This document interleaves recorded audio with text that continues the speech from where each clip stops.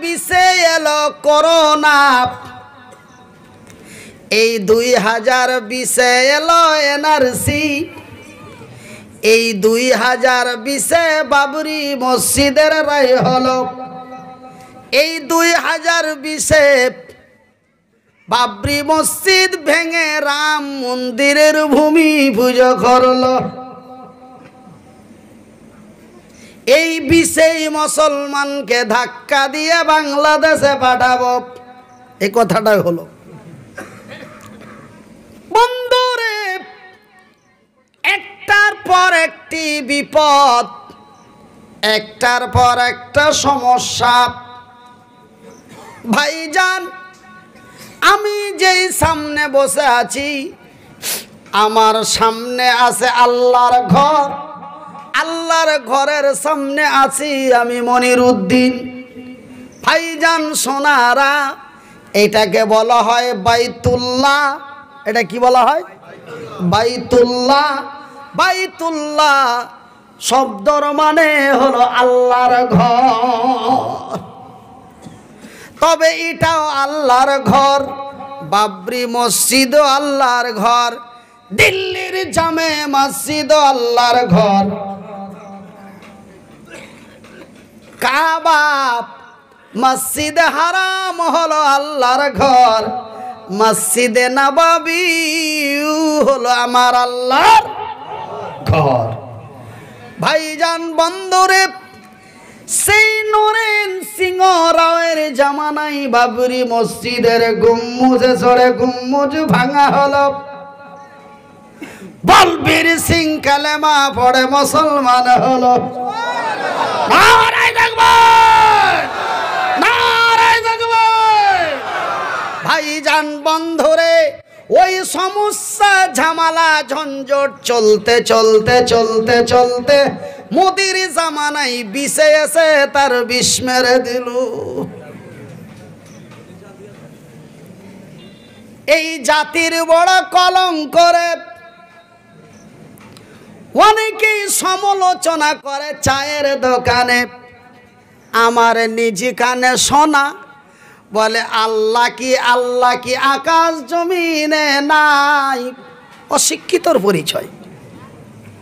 এই জাতি যদি চায়ের দোকানে কথা বলে, তবে অন্যরা মুচে পাক দেবে না কেন? বলে আল্লাহ কি আকাশ জমিনে নাই? হুজুরেরা তো বলে আল্লাহ মহান, তিনি তার পবিত্র কোরআনে বলেছেন ওয়াহু আলা কুল্লি শাইইন কাদির, তিনি সর্বশক্তিমান, তিনি সার্বভৌমত্বর মালিক, তিনি যাহা চাই তাহাই করেন। সেই দিন কাবাকে রক্ষা করলো, আজকে কেন দিল্লির মসজিদ রক্ষা করতে, আজকে কেন বাবরি মসজিদ রক্ষা করতে পারল না? তবে কি সেদিন আল্লাহ ছিল, আজকে কি আল্লাহ ছিল না নাকি? এরকম অনেকেই বলা বলি করে। ভাই গো শুনে নিন, যেই দিন বাবরি মসজিদের রায় দিল্লির সুপ্রিম কোর্টে, ভাইজান এই বিষয়ে বেকসুর খালাস দেওয়া হলো। নির্দোষ বলে খালাস করে দিল। এরা মসজিদের বিরুদ্ধে কথা বলেনি, এমন বেকসুর খালাস করে দিল। এই বিষয়ে ভাইজান সোনারা, মাবুদের দরবারে দোয়া করব যেন আমার আল্লাহ প্রতিটা ফল 21-এ দেখিয়ে দেয়। কেন? একে আমার আল্লাহ, আঙ্গুল দিয়ে বলে একে আমার আল্লাহ, একে আমার আল্লাহ। 21-এ যেন এই প্রতিফলগুলো আল্লাহ দেখিয়ে দেন। জোরে বলি আমিন, আরো জোরে, মহব্বত দিয়ে, ভালোবাসা দিয়ে আল্লাহ কবুল করো। 21-এ যেন আল্লাহ দেখিয়ে দেয়, কেন একে আল্লাহ। আমার ভাইয়ের, আমার বন্ধুরা, আমার সোনারা, আমি জানো আপনাদেরই ভাই, আপনারা জানো আমার ভাই। রে দক্ষিণ 24 পরগনার মায়েরা, শুনে যাও রাতের বেলা যারা বলছেন চায়ের দোকানে গলিতে গালিতে সমালোচনা করেছেন, সেই দিন আমার আল্লাহ তার ঘর রক্ষা করল। আজকে কেন দিল্লির, আজকে কেন ভারতের বাবরি মসজিদ রক্ষা করতে পারল না বা করল না, পারল না বা করল না? বন্ধুরে, সেই দিন কেন করলো, আজকে কেন করলো না? তিনি কি পারতেন না? কথা বলেন, তিনি কি পারতেন না?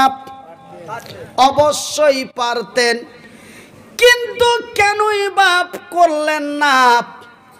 ভাইজান বন্ধুরে রে, আমার আব্বা জানেরা, ওই মক্কার মসজিদে হারাম কাবা বাইতুল্লাহকে ভেঙে দেওয়ার জন্য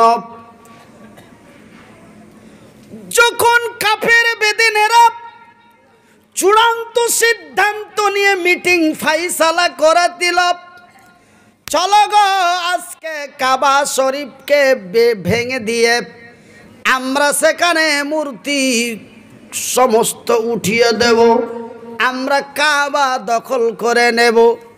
এই চূড়ান্ত সিদ্ধান্ত মিটিং যখন হয়ে গেল, সেই দিন তো আর লড়াই করার মতো তেমন ইমানদার মুসলমান ওই মক্কার মাটিতে নাই। কেন? এদের সংখ্যা 100-র মতো, ওদের সংখ্যা 0 পয়েন্টের মতো। ভাইজান বন্ধুরে, এরা আমার আল্লাহর দরবারে বলে দিলেন, আল্লাহ তোমার ঘর তুমি রক্ষা করবে। ওই মক্কার, সেই মক্কার মুসলমানেরা শুধু ওরা মুসলমান ছিল না, ওরা ছিল বড় ইমানদার মুসলমান। কিন্তু সেই দিন ইমানদার মুসলমানেরা মক্কার মাটিতে আমার আল্লাহর কাছে দরখাস্ত জানিয়ে দিল, মাবুদ গো, আমরা সংখ্যায় অতি কম,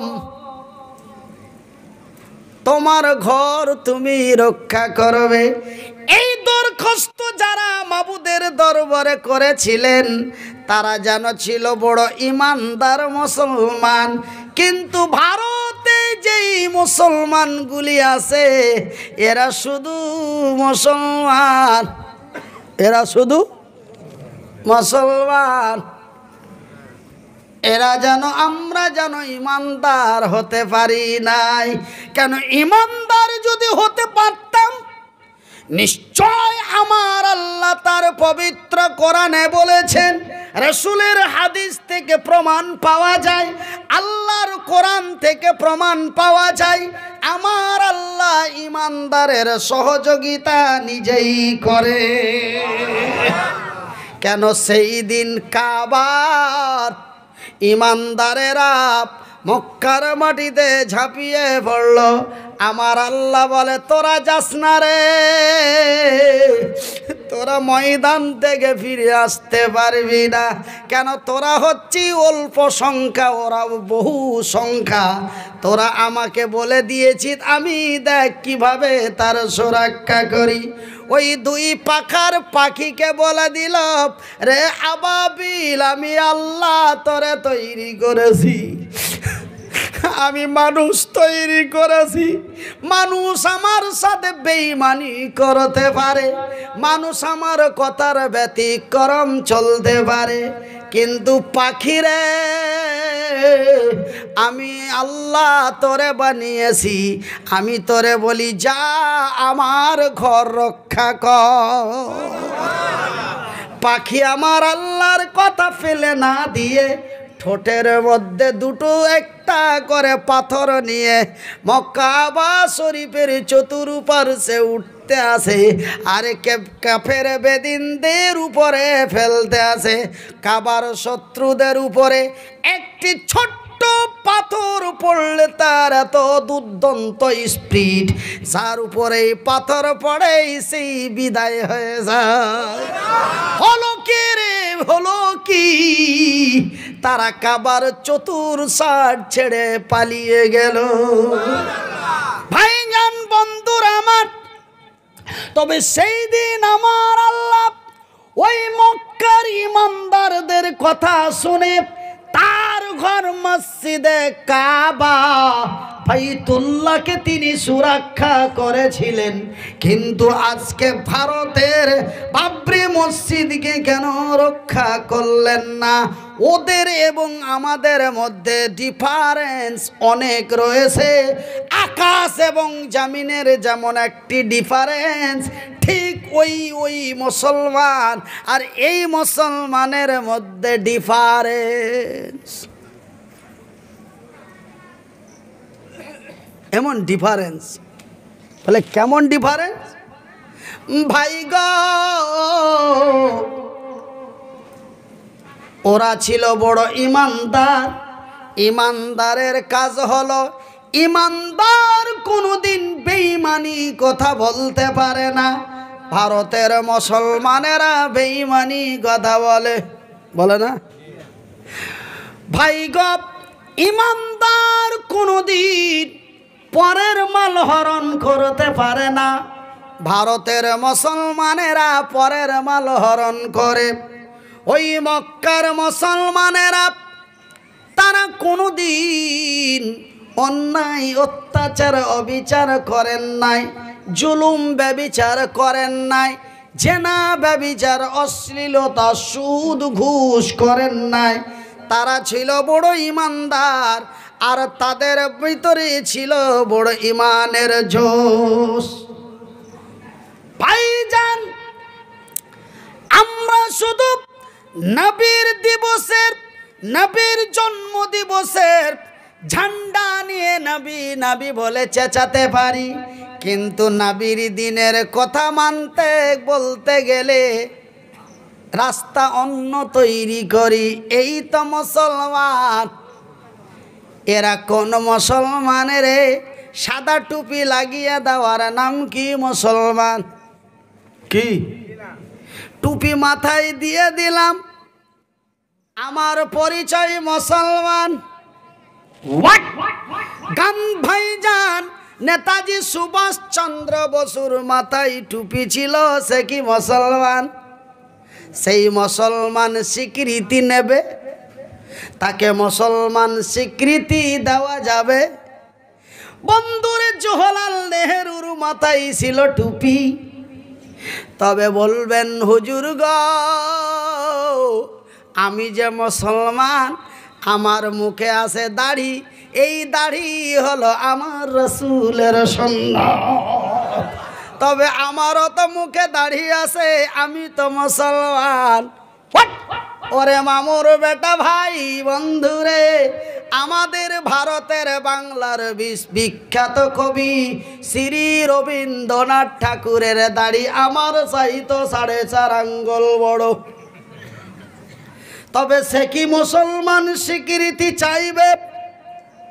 তাকে কি দেওয়া যাবে? ভাইজান, গরুর মাংস খাই যে ভাই মনিরুদ্দিন, যদিও এটা মুসলমানের পরিচয় না হয়, যদি এইটাও মুসলমানের পরিচয় না হয়, তবে তো হপ্তায় 6 কিলো গরুর মাংস খায়। ও গো বন্ধু, চলে যাও ভুটান, চলে যাও চীন, চলে যাও জাপান, হিন্দু বৌদ্ধ জৈন সবাই গরুর মাংস প্রধান খাদ্য হিসাবে, তরকারি সবজি হিসাবে গরুর মাংস ব্যবহার করে। তবে কি ওরা মুসলমান? না না, গরুর মাংস খেলেই তাকে মুসলমান বলা যায় না। টুপি মাথায় দিলে মুসলমান স্বীকৃতি পাওয়া যায় না। মুখে দাড়ি রেখে দিলে মুসলমান স্বীকৃতি পাওয়া যায় না। মুসলমান হতে গেলে বড় ইমানদার হতে হবে। আর আমার আল্লাহ বলেন, বিসমিল্লাহির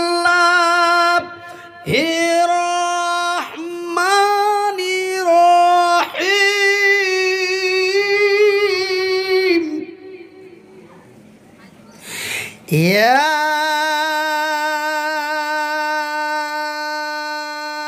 আইয়ুহাল্লাযীনা